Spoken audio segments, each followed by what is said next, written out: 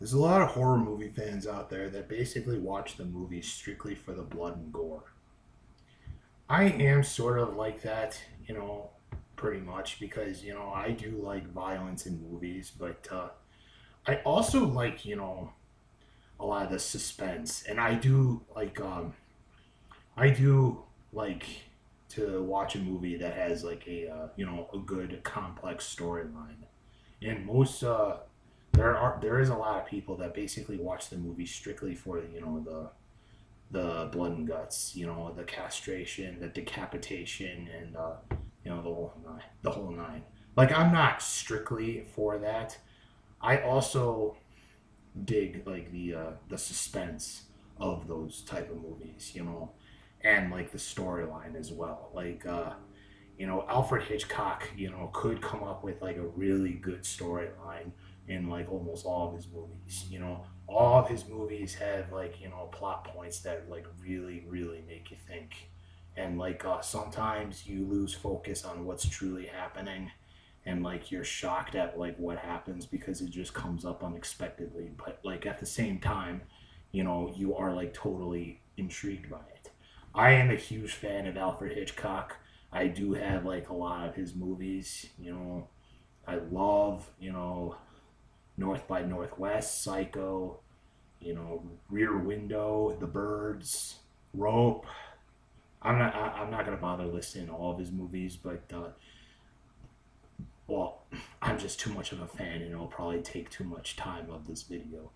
And for as much as I love like suspense movies of like the 40s and 50s and 60s, there was actually quite a few, suspense movies of the 90s that I actually really enjoyed.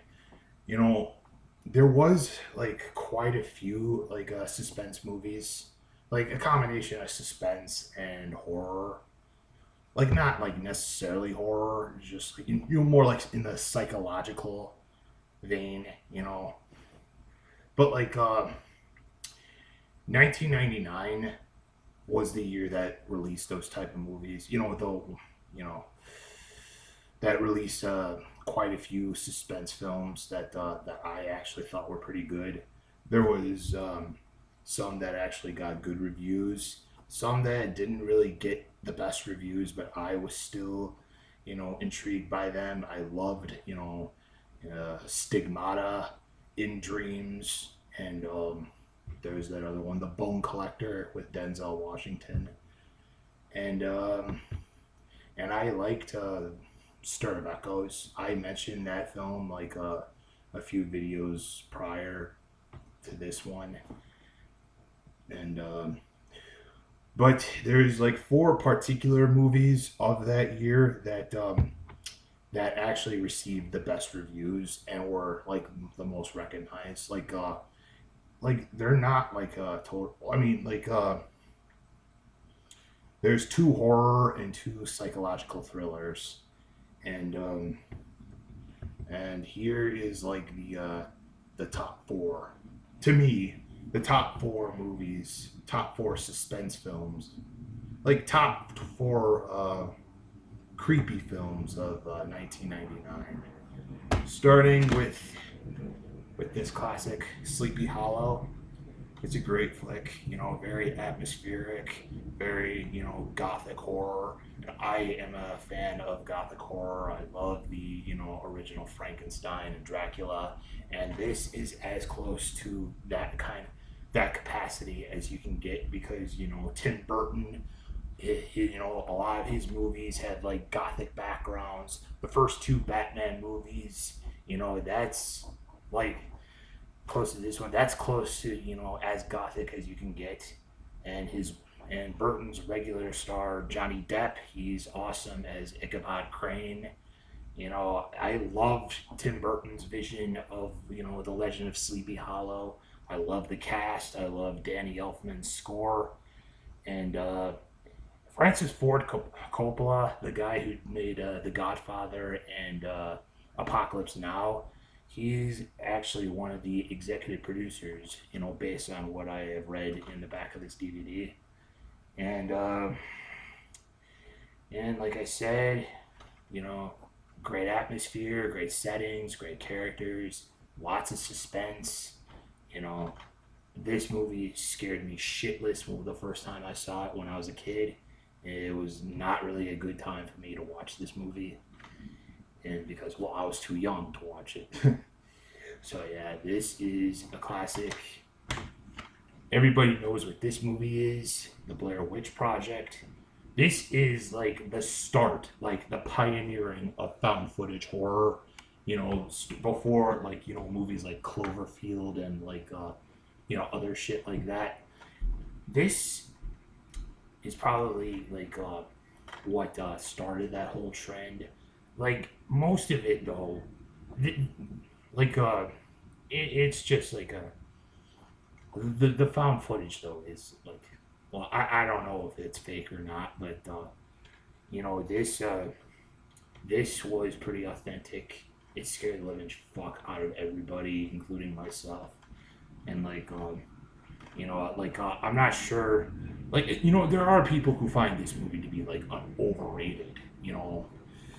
Like but I personally enjoy it. I personally enjoy like this this '90s classic. Because like I mean I found this for like $6 at FYE like 2 summers ago, and I just had to own this because like everybody has to watch this movie at least once, whether you like it or not, whether you want to, whether you'll like it later on in life or not. But I definitely like it, and so here is where it gets a little more psychological. This is as close to psychological as you can get. The Talented Mr. Ripley is an excellent film because I personally enjoy this film because this almost like reminds me so much of what Alfred Hitchcock used to do. This is, the most Hitchcockian film I've ever seen. Matt Damon's performance as Tom Ripley scares the living shit out of me. I totally loved his performance. I seriously think that he needs to do more movies like this. You know, uh, like uh, like he was a total creep in The Departed, but in this film, when you watch him in this particular film, you will just be scared shitless. So basically, he's Tom Ripley. He's he lives like a low rent existence. He like impersonates people. His latest target is a billionaire playboy whom he visits in Italy, and like he takes his identity and because like he lives in poverty. He wants to do whatever he can to live like a very fashionable lifestyle, and so he goes to extreme measures just to get what he wants. It's pretty out there, and I love this one as well. So, and last but not least, everybody knows everybody knows what this film is. Come on, everybody's seen this at least once or twice. I have seen this quite a few times. The Sixth Sense is an untouchable classic. It's really freaky. It's really, very, very, atmospheric and very like, and it's like totally suspenseful. It has a lot of jump scares. Like, jump scares like are like an acquired taste, but I do like jump scares. But so yeah, this is like the one movie that M Night Shyamalan will probably forever be remembered for making. Like a lot of his other movies, although movies like Unbreakable and Signs and like his latest feature, Split, and this movie called The Visit, those four movies he did were actually pretty good. But most of the rest of the films are that he made were kind of bland.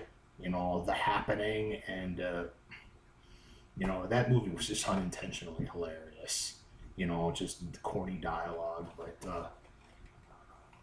you know, considering that he has made, you know, some other decent movies, I think that M. Night Shyamalan should, you know, should turn it around a little, you know, come up with more, you know, good storylines, you know.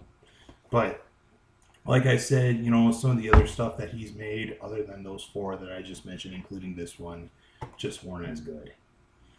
But not to say that I don't like the guy, I just think that he could do better.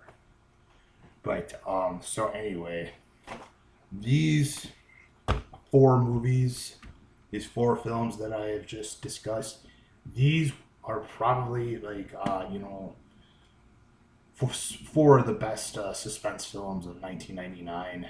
Like I said, there's like other movies that you know, of that year that I actually really liked. But most of, like I said, most of them were not as well received as the four I just mentioned. But I mentioned these four because these are like possibly the best known films of that year. So, for those of you who haven't seen them, I totally recommend them. I totally give them a glance.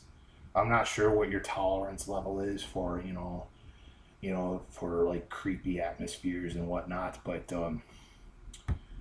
if you're like a total suspense fan, I would give these gems a try. And as always, thanks for watching.